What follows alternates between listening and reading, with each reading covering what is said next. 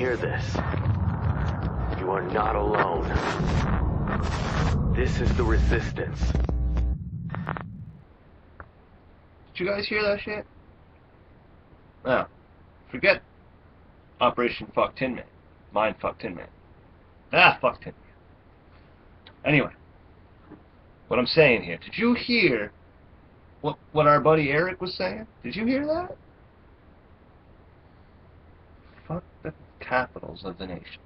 So forget Moscow, forget DC, forget Ottawa. None of them are important. Go after those who legitimately protect us. Now when I say go after, I'm not saying strap yourself to the teeth and start hurting people. I'm saying get their attention, open a dialect.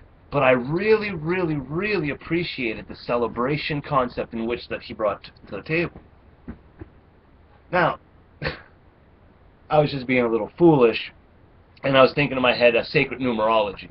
If you guys don't know what sacred numerology is, look into it. It's a fun little topic to let your brain run away with for a bit. And I was like thinking, Jesus, look at that. We got 4th of July for the United States. We got the 1st of July for Canada. If you add the 4 and the 1, that's 5, right? It's funny. It's funny. Alright? And then we got one nation, which is Canada, and another nation, which is the United States. Well, 1 plus 1 is 2, but there was always this joke that 1 plus 1 was 11 if you just put them side by side and they were friends. So, November 5th. See, this is the thing, guys. We don't have to convince the other people, like in Britain and other parts of the world, in which that they should rock on and party hard November 5th. I'm not going to lie to you guys. We are the ones that are not doing it right. If we pay attention to the videos, if we pay attention to what really happens and what kind of celebrations take place here, it's the North American continent that's really kind of, it's my name. We're a little fucked up on that one. So how's about I make it easier for you?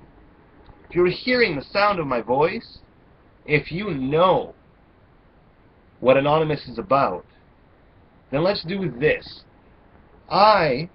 Now that we are actually communicating, we're using videos and we are transparent to the world, the guy who founded John Connor, who has zero importance, I actually second that motion that came from Conspiracy Anonymous, in which it indicates that we should be partying hard just like we would on Canada Day and just like you guys would on Independence Day, and we're going to take that party and we're going to bring it to November 5th.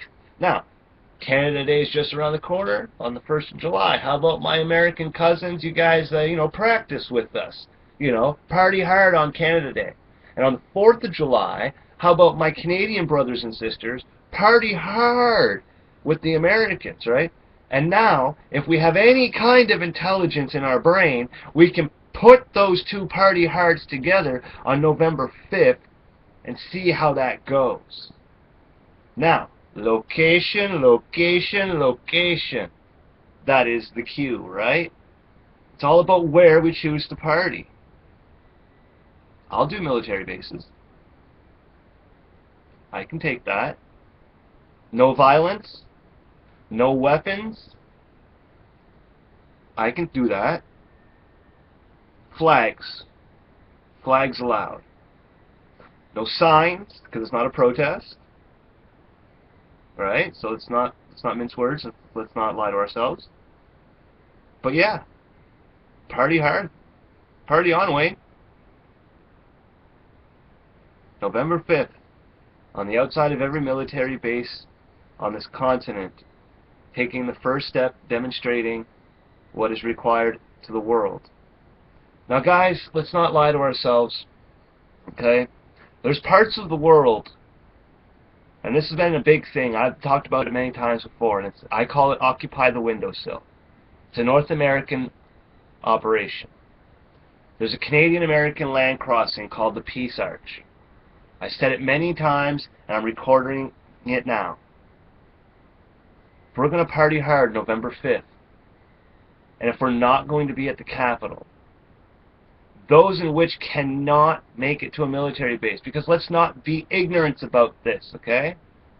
If you hold a criminal record, being held by the MPs of your country may not be what you want.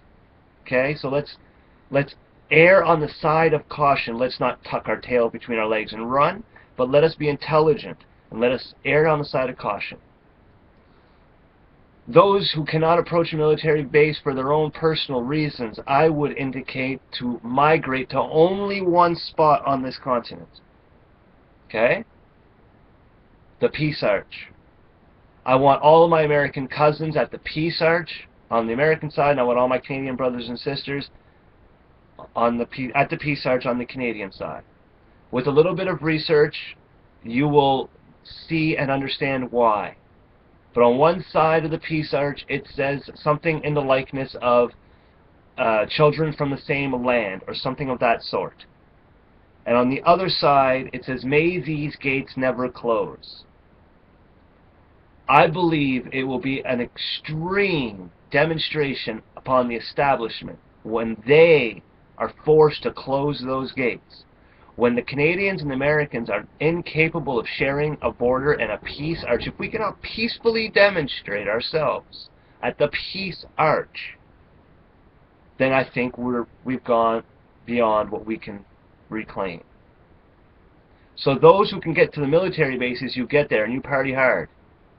And those who can get to the Peace Arch, you get to the Peace Arch, and that is where the information, protest, yada yada yada campaign would take place.